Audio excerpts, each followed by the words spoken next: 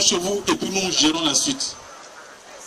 Donc on ne peut pas rester là, on va vous frapper, un jour on va nous appeler, on dit on a battu un agent aux urgences. Parce que ils sont venus, il n'y a pas de médicaments. On disait même que Fatiga qui est venue dans un coma, elle est arrivée, on lui a demandé de l'argent. On ne sait pas à quelle magie on communique avec quelqu'un qui est dans le coma. Elle n'était pas accompagnée par un parent. Elle est venue, elle a été transportée par des gendarmes, ils l'ont découvert sur le pont. Elle était dans un coma. Et puis on dit oui, quand elle est arrivée, les agents qui étaient là ont demandé qu'elle donne certaines sommes avant de commencer les premiers soins. Écoutez, hein? C'est pas sérieux. Quelqu'un qui est dans un coma là, comment vous allez demander l'argent? Est-ce que la personne entend? Est-ce que la personne... On ne sait pas comment on a échangé avec Maïga avant qu'elle ne décède. Puisqu'elle est arrivée dans un coma, elle est partie par la suite. Nous déplorons ce décès.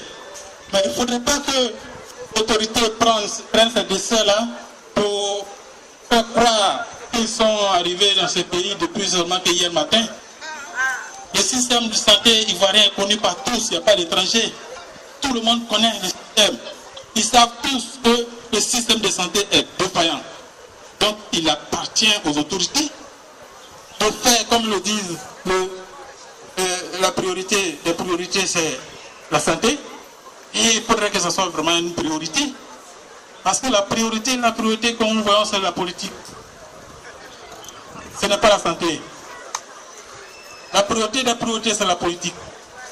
Aujourd'hui, on peut déclarer qu'il y a, pour régler un problème politique, 10 milliards, mais on n'est pas prêt à verser 2 milliards pour régler un problème de santé. Ce qui s'est passé, peut-être que c'était une pression. Sinon, il n'y aura pas eu 3 milliards. Je vous assure qu'il n'y aura pas eu 3 milliards décaissés. C'est parce qu'à l'international, on en parle. Et aujourd'hui, il faut se dédouaner. Oui, les responsables du CHU de Cocody, peut-être ne nous ont pas informés de ce qui se passe là-bas. Sinon, on aurait donné l'argent pour réparer. Voilà pourquoi on les démet de leurs fonctions. Voilà comment c'est le comportement. Mais c'est faux. Tout le monde sait ce qui se passe dans les hôpitaux. Le CHU de Treichville est pratiquement à moitié fermé depuis plusieurs années. Est-ce qu'il y a des étrangers ici? Au ministre de la Santé ne va pas au CHU de Treichville.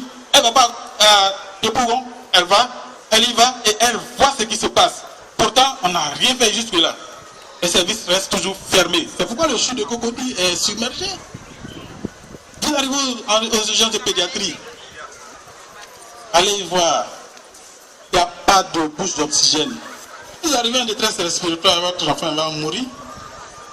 Parce que si vous arrivez ici, il y a deux bouches occupées. Qu'est-ce que vous allez faire? Votre enfant va mourir si vous tuez. Et ça parce qu'il n'y a pas de bouche d'oxygène pour l'oxygéner. Et ça, ce n'est pas le personnel, ce n'est pas le chef du service des urgences. Pas non plus les agents des urgences qui vont acheter par leur poche de bouche d'oxygène pour oxygéner les malades qui arrivent. C'est de la responsabilité de l'État.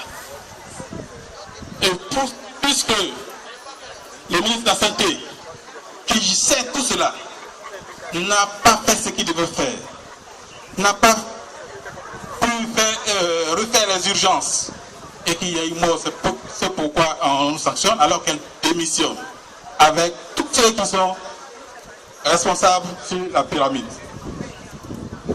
Le camarade Didia est impatient, je vais lui laisser la parole, il va vous lire. Il va vous lire la déclaration du ministre de la Santé qui donne les agents du CHU de Cocody.